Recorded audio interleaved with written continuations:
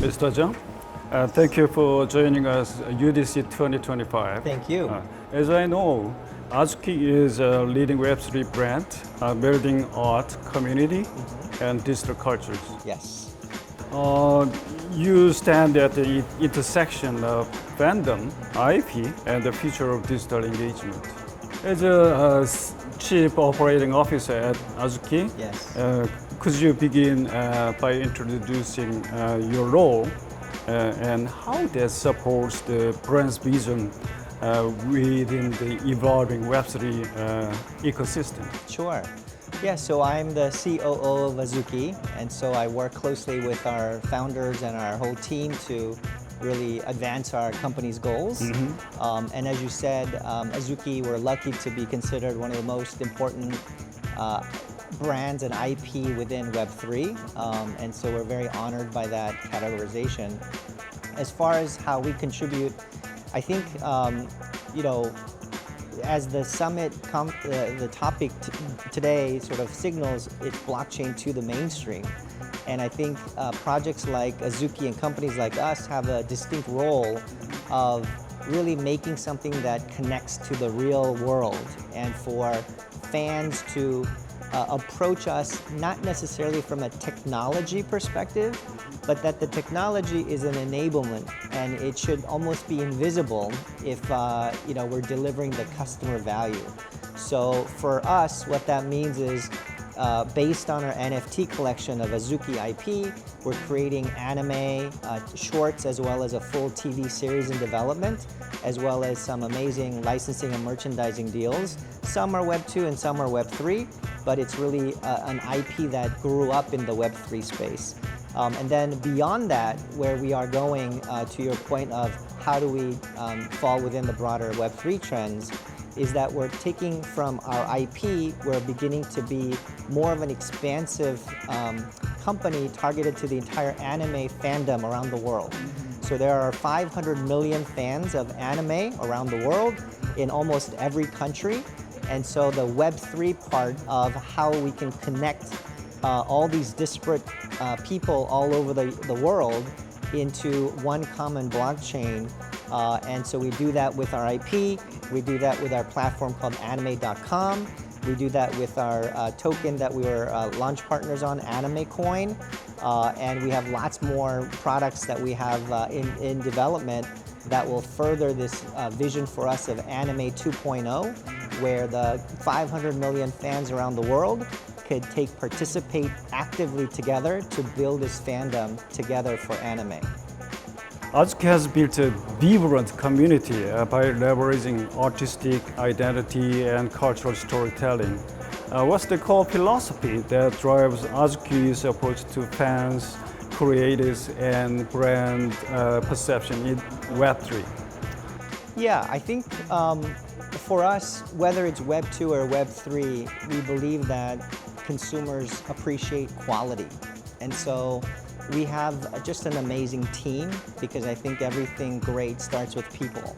And so, for example, our artistic and creative direction, there's a gentleman named Arnold Sang, who is formerly a character art director at Blizzard Overwatch. And so he took his years and decades of world-class experience to create the Azuki visual identity. And so with every PFP, NFT, to every anime shorts that we do, to everything that comes out of Azuki, we take great pride in the quality of work. And we think that's a lesson for Web 2, Web 3, Web 4. It doesn't matter that people appreciate quality and we want to stick by those guidelines.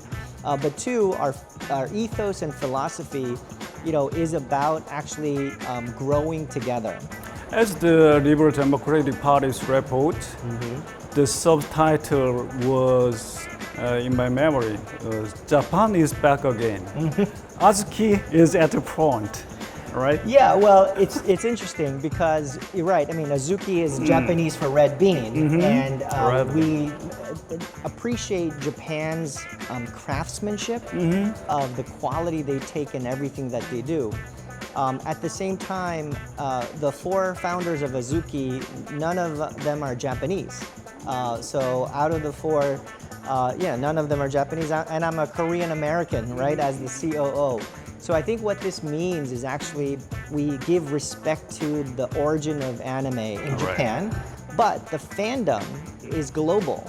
And having been at CJ ENM right before, helping to expand the Korean fandom, I see how a Like culture. Korean Demon Hunters. Well, K-pop Demon Hunters is it's like a Korean storyline, but the anime was produced by a Japanese Sony Aniplex.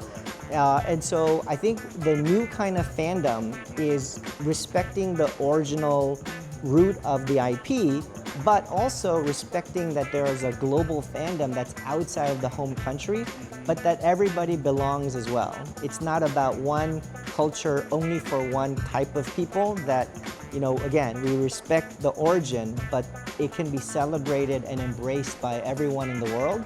Just like Korean K-pop, K-drama, K-film, K-food is now beloved by everybody in the world, but people know it originated from Korea. But maybe some people want to make a slight change depending on what culture they're in. And to me, that's the next wave of globalization is one shared culture together, but respecting the origin as well. There's the philosophy for global ecosystem, right? Absolutely. Last question. Can you tell us the UDC 2025 audience? Can you tell anything else? Yeah, I mean, I think, Korea has become such a powerful force in the world. And I like to say that it's one of the top two, US and Korea, which happens to be my identity as a Korean American. It's perfect for me. But I think Korea really has an opportunity to really get from its strength in Korea to become a global player. And I think the moment is now. And so from the government's perspective, from the builders and the ecosystem perspective, the numbers don't lie. The trading volume of Korean Upbit specifically is only second to big players like Binance. And so whether you're number 2 or 3 on a given day, basically you're top market in the world. And you're that even before any real substantial basic law on digital assets have been formed. And so imagine what the market could look like when there is market clarity around the structure of the Korean regulations around digital assets, as well as hopefully some more support by the government to really build a very strong ecosystem of developers in Korea. I think you have a shot at becoming one of the top markets in the world. So I'm really excited about what Korean digital assets and the whole market could look like for the future. And I think there is, as I said, you first started with K-film, with a Parasite win in the Academy Awards, right? You had Squid Games becoming the #1 TV show in the world. Then you had K-pop Demon Hunters, a collaboration. You have Korean food that is taking globally. You have K-beauty, and I think K-crypto could be the next wave. And I think that's something that I really look forward to. Thank you. Great recommendation and great story. Thank you very much. Appreciate it. Great to Thank be you. here. Thank you.